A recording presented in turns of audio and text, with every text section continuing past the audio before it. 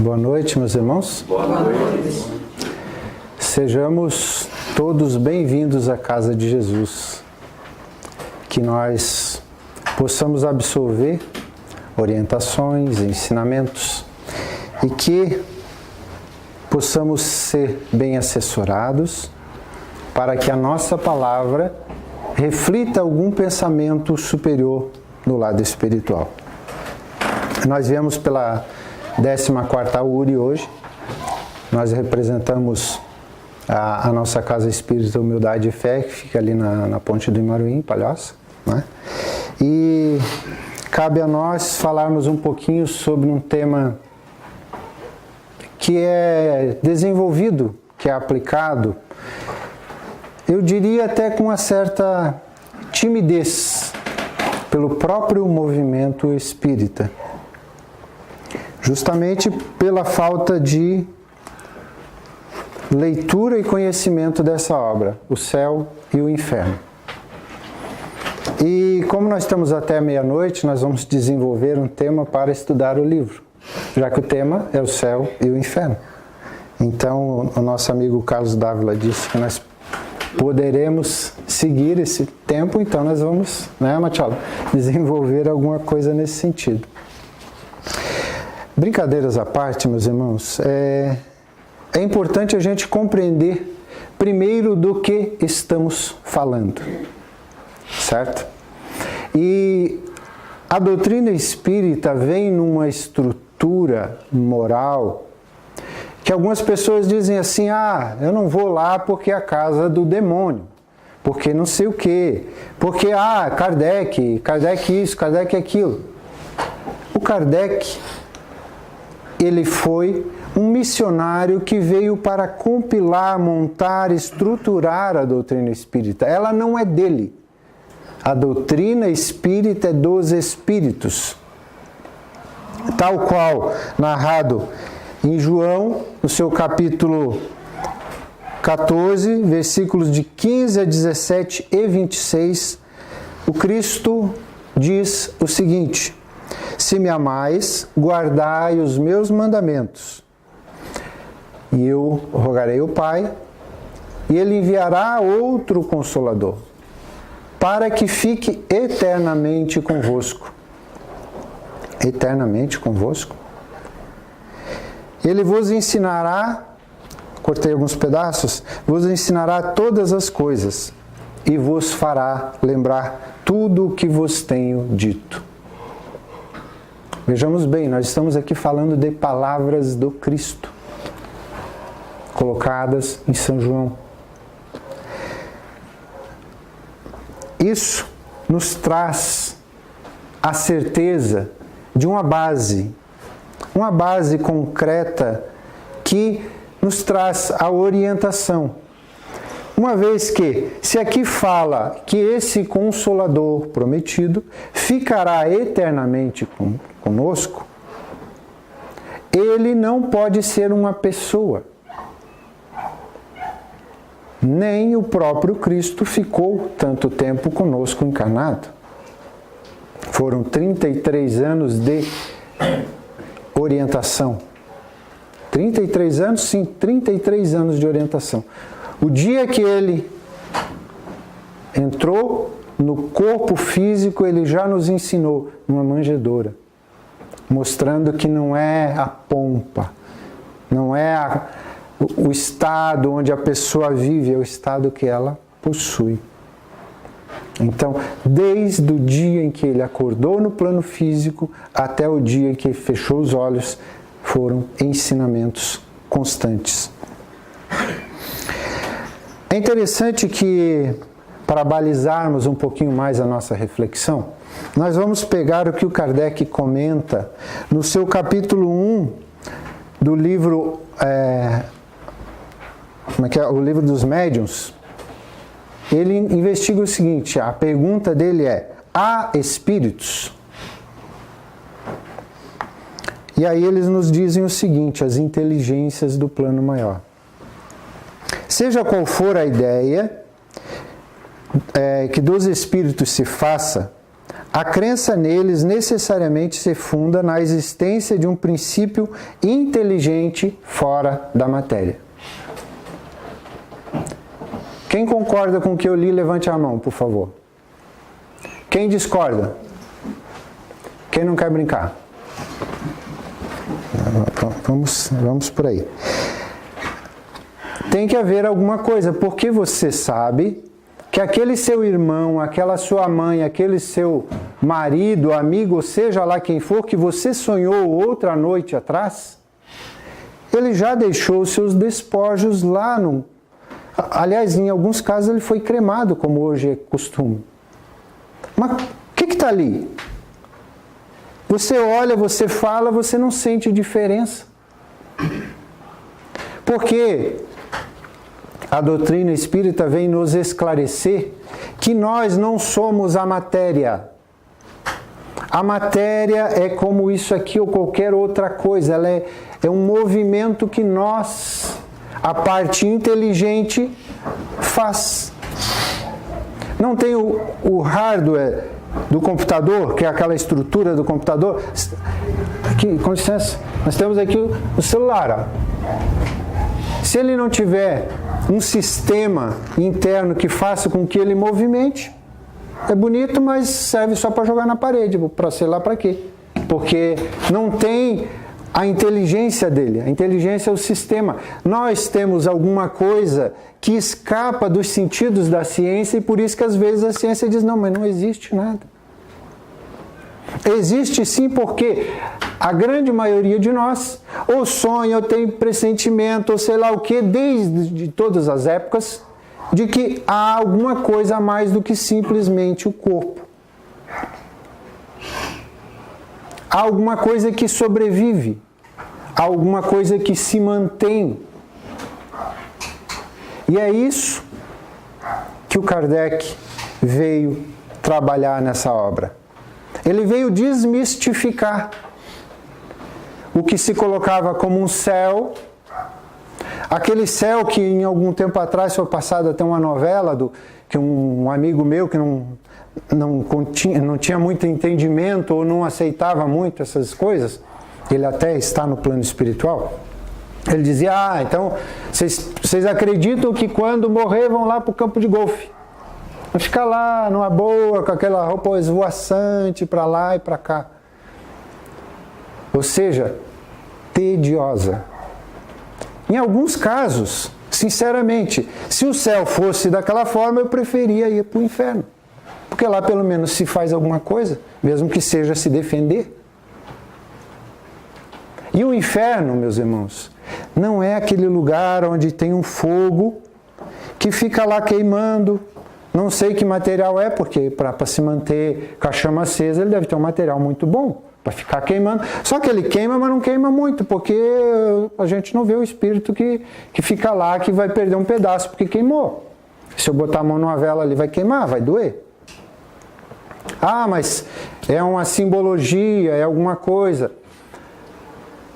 Aí a doutrina vem claramente dizer que, a partir da ciência, que é uma das estruturas do tripé da doutrina espírita, ciência, filosofia e religião, a ciência, nos seus estudos mais avançados que teve, até o momento não encontrou esses dois lugares, nem o céu, nem o inferno.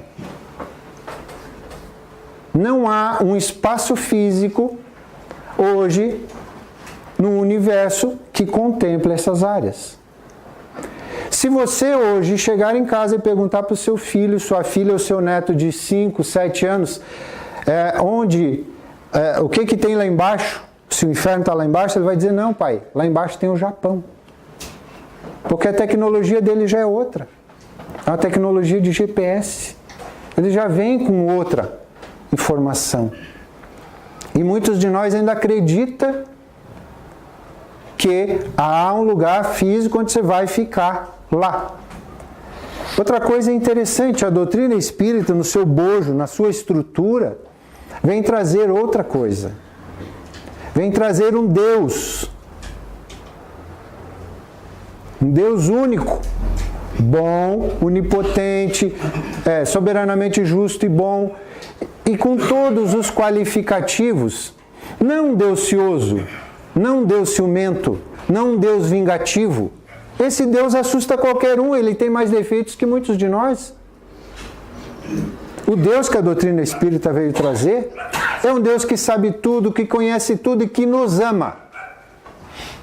Independente de nós sermos bons ou maus, Ele nos ama. E vem mais ainda mostrar que esse Deus, ele, por mais que qualquer ser humano, na sua melhor qualidade, no seu maior conhecimento, desenvolva um pensamento, esse pensamento não chega ao nível de entender o que é Deus. Porque está muito acima. Pensemos nos bilhões de galáxias que tem por aí. Não, vamos diminuir. Vamos diminuir. Para um corpo físico, qualquer que seja ele. Temos aqui um exemplo. Ele está meio judiadinho, mas está aqui um exemplo. Há, compondo esse corpo, como esse ou qualquer um de nós, 70 trilhões de células. Que André Luiz vem chamar de animáculos infinitesimais domesticados. Como é que é? Cada um desses 70 trilhões de células que eu possuo me obedecem. Então, se eu sair ali fora, encontrar alguém e começar a lembrar da terceira geração dele, com o braço para fora do carro, seu isso, seu aquilo, eu estou dizendo para minhas células todas, olha, o momento é de raiva, vamos jogar raiva no organismo todo. Mesmo que o outro esteja com o vidro fechado, num ambiente muito bom, nem ouviu o que eu falei, eu senti a pressão. Então, o inferno não está lá ou lá, o inferno está aqui. O inferno é um estado de espírito, como o céu também o é. Muito embora nós o conheçamos mais a parte ruim, porque geralmente estamos por lá. Vocês já notaram os filmes, as séries, os seriados que mostram o céu raros e informação meio comum, tal, era só isso. Mas o inferno, ele tem uma nitidez. Os mínimos detalhes da coisa nascendo, escura, viscosa de algum lugar, alguém perseguindo alguém e tal. Por quê? Porque nós vamos para lá, geralmente. Para lá para onde? Para um estado ruim, conforme nós nos portamos diante da vida. E aí instala-se dentro de nós o inferno. Teve um amigo nosso que foi fazer uma palestra lá, talvez já tenha feito aqui, talvez tenha falado alguma coisa parecida, e ele deu um exemplo simples, corriqueiro. Ele disse, olha, vamos supor que eu tenha saído para tomar alguma coisa com alguém, e a minha mulher fez a sua oração e foi dormir. Eu saí, estou lá bebendo, de repente briguei com alguém, estava com a arma na mão, dei um tiro no cara e corri para casa. Deitei do lado da minha mulher. Ela no céu e eu no inferno. Será que a polícia vem? Será que alguém me viu? Será que isso... Entendeu? É um estado emocional desequilibrado de alguém que entrou num sistema complicado. Isso é o inferno. O inferno é aquele momento em que você agride. Ou melhor, que você se agride. O inferno é aquele momento em que você não está suficientemente equilibrado dentro de você. E aí você vai jogando energias pesadas, difíceis, ruins para dentro de você. Não é para dentro do outro que você vai conseguir, você não tem esse poder. Mas você consegue aniquilar-se, consegue prejudicar-se em todos os momentos. Agora, como o tempo não para, eu vou comentar alguns pedaços. Nós vamos ler alguma coisa e vamos comentar alguma coisa. Num livro que eu raramente ouvi alguém comentar alguma coisa. Um livro de 62, chama-se Justiça Divina. Esse livro é uma psicografia de Francisco Cândido Xavier, mas o livro é de Emmanuel, né? O capítulo número 1, ele aborda o seguinte: bom combate. Voltando à pátria espiritual, depois da morte, estamos frequentemente na condição daquele filho pródigo da parábola, de retorno à casa para a bênção do amor. Emoção de reencontro, alegria de redescoberta. Entretanto, em plena festa de luz, quase sempre desempenhamos papel do conviva do cérebro deslumbrado, trazendo espinhos no coração. Por fora, é o carinho que nos reúne. Por dentro, é o remorso que nos fustiga. Esperança e arrependimento. Reconhecidos as mãos luminosas que nos afagam, muitos de nós sentimos vergonha das mãos sombrias que oferecemos. Então notem como o Emmanuel coloca a chegada de algum daqueles que falamos no começo, um espírito que estava no plano físico, que teve a sua vida, qualquer que tenha sido ela, totalmente cercada pelo seu próprio livre-arbítrio.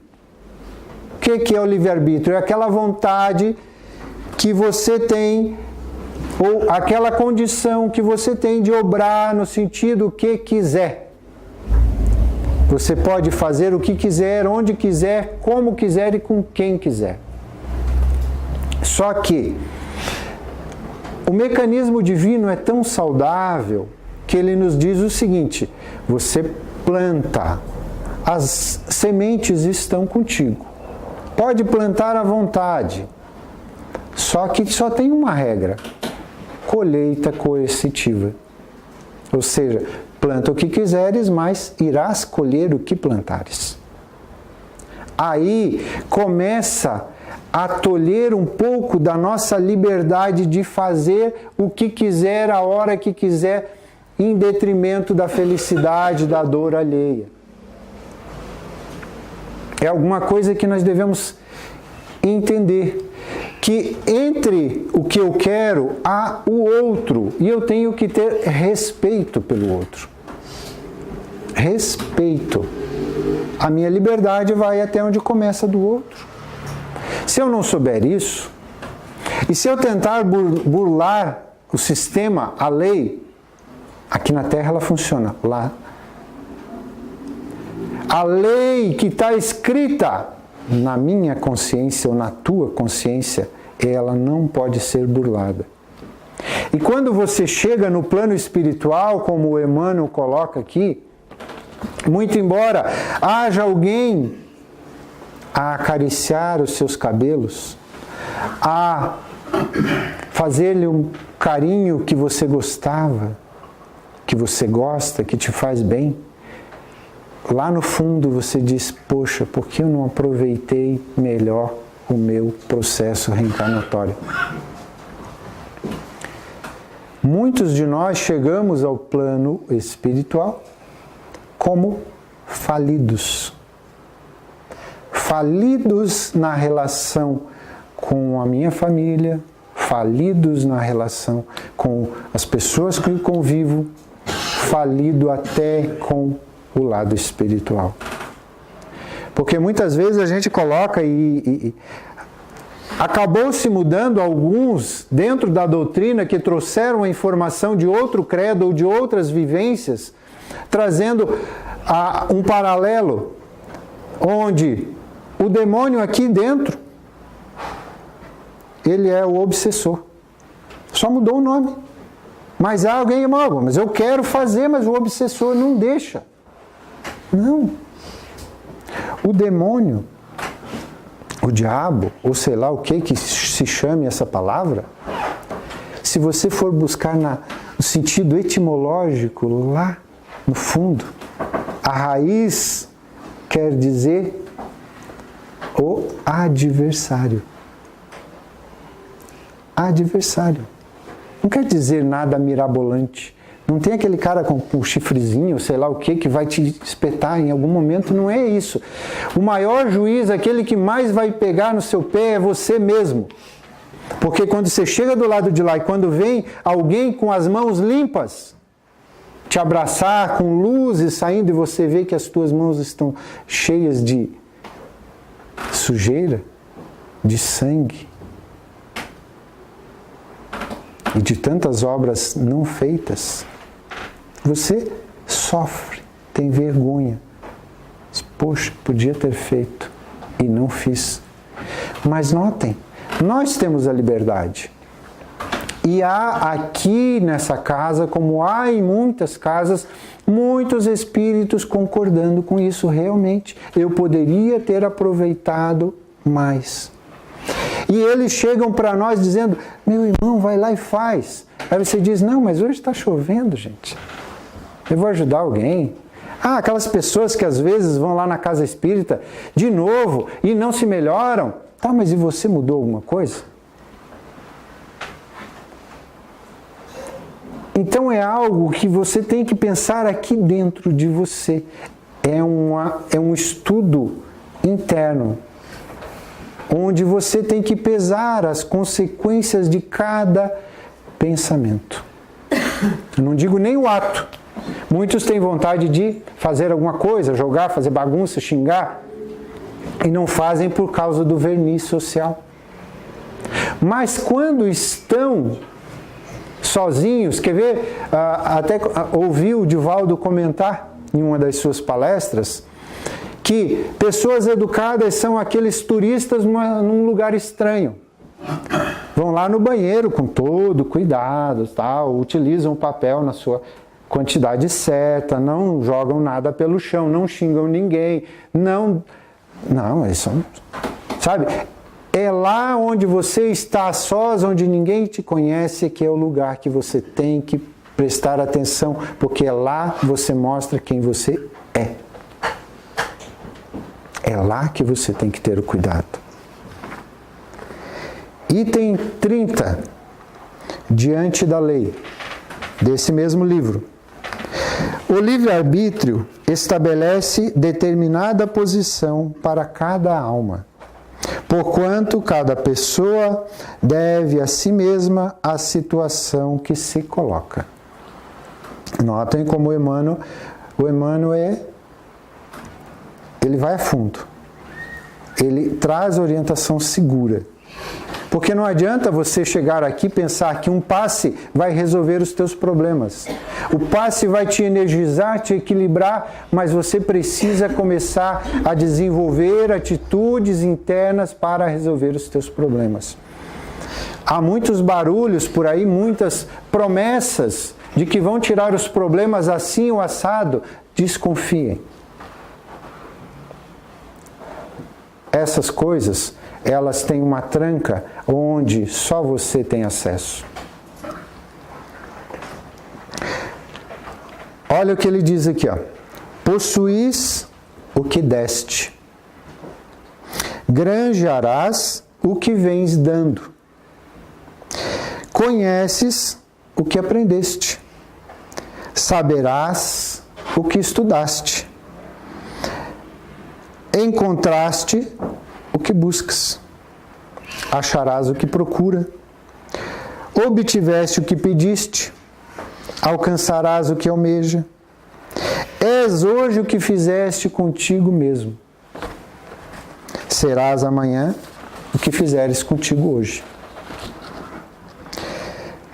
Chegamos no dia claro da razão, simples e ignorantes, diante do aprimoramento e do progresso, mas com liberdade interior para escolher o próprio caminho. Não sou eu quem estou falando, é Emmanuel. E ele falou em 1962. Ou seja, quando você pega um livro que tem 5, 10 anos e você começa a ler, se o autor é um autor comum, você vê que é um livro com expressões já passado. Mas quando você pega um livro, como você pega a Bíblia, como você pega o Kardec, como você pega algumas pessoas que têm uma capacidade muito grande, esse livro se mantém atual apesar do tempo. Então, aqui ele diz, quantos de nós reclama do que é ou do que tem hoje? Mas foi tudo o que foi pedido. Você, nas suas orações, nas suas ações, na sua maneira de ver e de pensar, construiu o que você é hoje. Cada ato, cada fato, cada pensamento, cada atitude. Sabe aquela coisa que se fala da aura, da energia, que nos circunda, e que alguns falam que a do Chico tinha vários metros, a de Jesus então a gente não sabe qual é o tamanho? Cada um de nós tem. E ela é uma cópia do que nós somos. Se você é alguém que fica lastimando sobre a vida todos os momentos, ó céus, ó vida, ó coisa, a tua aura, a tua energia vai ser essa. E quando você se aproximar de alguém, as pessoas também vão sentir, ó, o pobre coitadinho chegou. Muitas vezes é mais fácil ser um pobre coitadinho, porque um pobre coitadinho não precisa trabalhar, não precisa vir aqui só para tomar passe, não precisa dar passe. Não, mas ele, afinal de contas, ele está sofrendo tanto. É incrível como muitas vezes nós acabamos nos tornando assim para chamar a atenção do outro, para dizer como o nosso momento é difícil, como nós passamos por dificuldades. Mas a gente não olha a dificuldade do outro. E quando temos facilidades, quando nós temos coisas boas, nós ficamos só para nós. Quando a coisa é ruim, a gente coloca na rádio desgraça. Então são atitudes. Notem, cada situação aqui colocada, ela diz respeito a nós. Cada ato, cada fato, cada pensamento. Agora nós vamos para o 34º. E ele fala aqui, o seu capítulo 34 fala lugar depois da morte. Não nos propomos nivelar homens e animais. Isso já está deixando bem claro, ele só está dando um exemplo. Contudo, numa comparação reconhecidamente incompleta, imaginemos seres outros da natureza trazidos ao regime de espíritos encarnados na esfera física. O cavalo atrelado ao carro, quando entregue ao descanso, corre a pastagem onde se refocita da satisfação dos próprios impulsos. A serpente,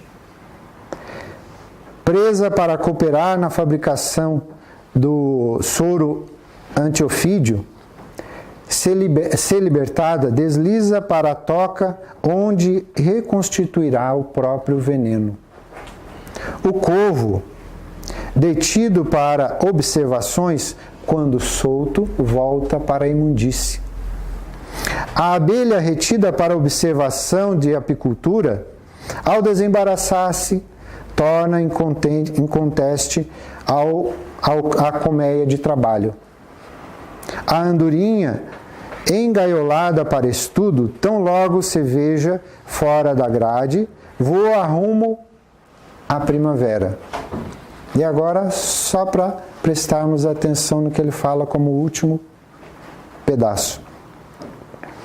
Se desejas saber quem és, observa o que pensas quando está sem ninguém. E se queres conhecer o lugar que te espera depois da morte, examina o que fazes contigo mesmo nas horas livres. Ou seja, aqui o Emmanuel nos dá a tônica do que nós devemos prestar a atenção na vida. Muitos de nós temos um cuidado com o muro do vizinho, com o que o vizinho faz. Hoje, infelizmente, muitos de nós, quando o Matiola ou qualquer um da casa convida para que leiam, alegam, eu não tenho tempo. Mas tem tempo para assistir a novela das 7, das 8, das 9, o jornal, ou para ficar no Facebook, ou para falar mal da vida alheia. Nada contra, cada um faz o que quer. Só que quando você busca uma orientação diferente, talvez alguma coisa diferente aconteça. O título desse livro é bastante sugestivo, não é? Jesus no lar. Quantos de nós não tem Jesus dentro do lar? Quantos de nós encontra dentro do lar a revolta, a encrenca, o xingamento, a ofensa, a perversidade? Quantos de nós dentro de casa se mostra como realmente é? Há alguns casos onde isso foi um estudo feito na região de Minas Gerais, porque algumas crianças que frequentavam a evangelização espírita deixavam de frequentá-la, muito embora os pais continuassem a frequentar. E fizeram um estudo acerca do assunto. Por quê? Chegaram à conclusão que boa parte das crianças abandonavam a evangelização espírita, porque ao momento em que os pais entravam dentro do carro ou dentro de casa, começavam a falar da vida alheia de alguém que estava na plateia, no centro. Viu a roupa dele? Olha como aquela pessoa foi grosseira, olha como isso, olha como aquilo. Eu não gosto de fulano, eu não gosto de ciclano. E as crianças que são mais claras, dizem assim, o que adianta eu ir lá? Se meus pais que vão lá não estão fazendo o que tem que ser feito? Será que é bonito ouvir, mas praticidade, utilidade nenhuma?